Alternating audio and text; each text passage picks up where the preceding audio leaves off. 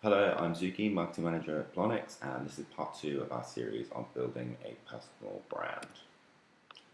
So in part two, we're going to be focusing on what personal branding actually is. So the question we're asking is, what's a personal brand and why should you care? Personal branding is essentially the same as a company's branding. It's how people experience you and it's how people feel towards you.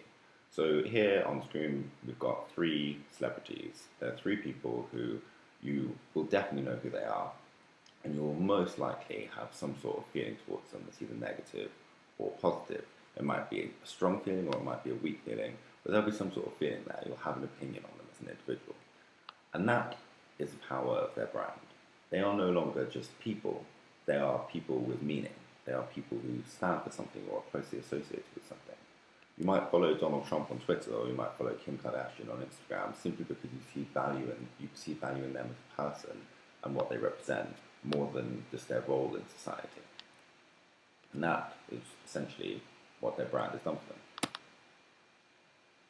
So let's look at some athletes, because personal branding is really, really effective for athletes. People stand out not necessarily because they are the best in the world at their sport, although obviously that can help, but because of who they are as people and individuals. So Lucas Parker, he is a brand on himself simply through who he is and how he comes across in his physical characteristics. Troop Luke, his nickname, is a classically Canadian name. He is Canadian, and his hairy, masculine physique is very much a part of his identity and what he's associated with. The Rock, he started out as a pro wrestler with cheesiest catchphrases, and he's taken that sort of lovable giant persona and moved it into film and television. And now he's managed to build a whole new identity for himself, but it's consistent with the personality that he's created for himself as a wrestler. And then there's Brooke Ents, who started out as being a CrossFit workout model, who moved into becoming a CrossFit athlete, competed at games level, and now she's a fitness personality. But she's only ever competed at the games once, and she didn't even win. So she's managed to build an empire for herself off of her personality and who she is, and not being simply the best CrossFit athlete out there. And then there's Usain Bolt. So Usain Bolt is the best in his sport. He's been arguably the most famous athlete at the Olympics since 2008. He won 3 gold medals in that competition and set 2 world records. But he didn't just do that, he capitalized on it. He achieved international fame for himself more through his celebration stance and his name, Bolt, which is really convenient, and setting world records, looking over his shoulder and with his shoelace undone. He didn't just win, but he won with style, and that has been his brand and his identity, and that's helped to shoot him to such fame and stardom. So all of these people ultimately have 4 things in common. Both the Donald Trumps and the Ellen DeGeneres and the Usain Bolts, all of these people have one thing in common. They are known for more than just their performance in their field. They have clear, relatable personalities. They're not just athletes or celebrities, they're people as well. And they're consistent and they're authentic. You know exactly what you're getting with them. With Usain Bolt, yes, he's arrogant. He's one of the most arrogant people there is. But you know that. You know that that's what he's about, and you expect it from him almost. And he justifies it. He does win. And they all stand for something, or are closely associated with something at least. And in today's cluttered world, these are hugely valuable assets, and they'll pay off. They pay off for these individuals, and they could pay off for you as well. So having a clear identity and a clear brand and knowing who you are, what you're about, and allowing other people to know that as well, that ultimately leads to a bigger following. People will care about you as a person, a personality, an individual, as well as an athlete, and that will carry through both on the competition floor and online and in the media world. It also creates more media attention because the media want to capitalize off what people like. They want to give people what they're already hungry for, right? So Brooke Ents is a classic example. She only made it to the games one time, and yet she was featured in the 2015 CrossFit Games documentary, and she's launched her own YouTube series, which is garnering tens of thousands and hundreds of thousands of views. And she has over 600,000 followers on Instagram. So that is a huge following for someone who isn't even the best CrossFit athlete. But also can lead to more lucrative sponsorship deals. So if you have a clear identity and if you are a personality, it makes it so much easier to work with sponsors. And we're saying that Blonyx is people who work with sponsored athletes. So if you can distill and create an identity and a brand for yourself, and people become interested in you as a person and not just you as an athlete, then suddenly they'll be interested in what kind of clothes you wear. They'll be interested in what kind of workouts you do. They'll be interested in what kind of supplements you take. They'll be interested in what you do with your free time. And suddenly, sponsors will start to think, wait a second, this is someone who's really valuable. This is someone who people are interested in, who people care about, and they'll want to reward you more because you're able to you become more interesting as an individual. We'll talk a bit more about that later on. And ultimately, all of this means that there'll be more opportunities for you. So there'll be new opportunities for you to travel and for you to compete. That you'll get funding to do all of these things. You'll increase exposure to even attract new coaches and nutritionists who are at the top of their field because they want to work with you because of who you are, and not just you because of you, the athlete. However, there comes a problem.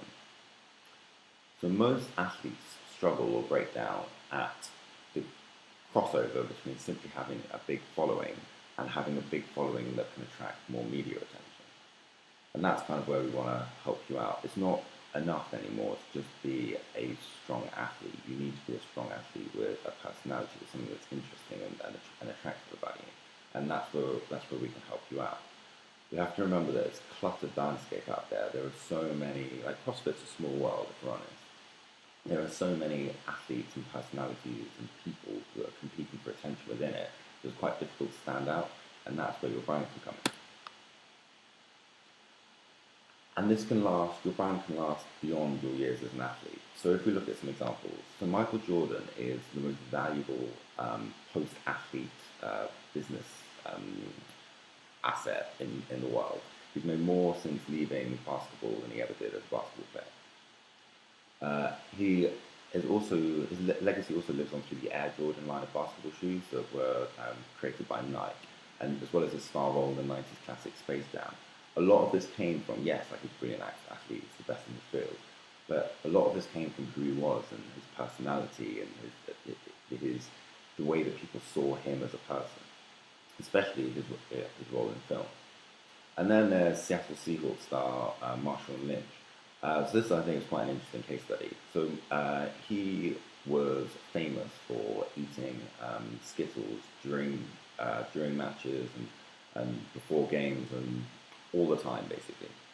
And it became part of who he was. Like, don't know if any of you guys are Seattle Seahawks fans, but fans started throwing Skittles at him as he came out onto the field in like a friendly kind of way, not aggressive.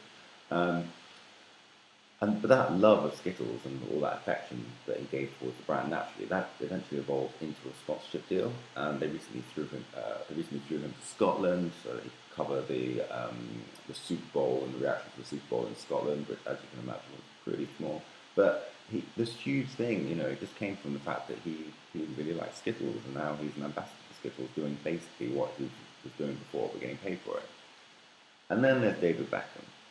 David Beckham is the second most valuable post-athlete following on from Michael Jordan. And he's from my neck of the woods back in England. But David Beckham, he became a huge part of his identity when he was a footballer or a soccer player, was that his hairstyle would change pretty much every season. And some of them were okay hairstyles, some of them were a little bit questionable. But it just became a talking point. It became a huge part of his identity and who he is and what he was about. And then since retiring from football, or from Premier League soccer, he has signed modelling contracts with Calvin Klein, Adidas, and H&M. And he's even had an artist commission a world-famous art exhibition of him sleeping. So these things, again, like, this isn't because of David Beckham, the athlete. This is because of David Beckham, the personality, and who he is, and people's interest in him and his style. And that's fascinating. The fact that people would care about watching someone sleeping, that says way more about them as an individual and them as a person than that person as an athlete. So the key takeout here with all of these examples is that you need to be known as more than just an athlete. You need to be known as a personality. Being an athlete is kind of step one on your journey. Once you are a personality, that's when the rewards start rolling in. So, what is a personal brand then? It's exactly like a company's brand. It's how people feel towards you, as we talked about in the first part. It's more than just your sport or your profession. It's about your individual personality. It's the most valuable part of your identity, really. Without your brand, you're just another athlete. You're just another name on a screen. And a successful brand opens doors from sponsorship now to employment and income in the future. So going back to the example that we talked about a moment ago with David Beckham and those guys, uh, if you are a critically acclaimed athlete who people know about and care about and are interested in, then if you open a gym or if you already own and run a gym, then that can mean that people become more interested in your gym and your business and want to train there with you. It can start paying off in all sorts of different ways, and it's kind of just up to you to sort of set the foundations and then capitalize on that. So that's kind of been a bit of a run through of an introduction to personal branding. In the next session, we're going to be talking about what your personal brand is or could be or should be and how you can kind of discover your own personal brand.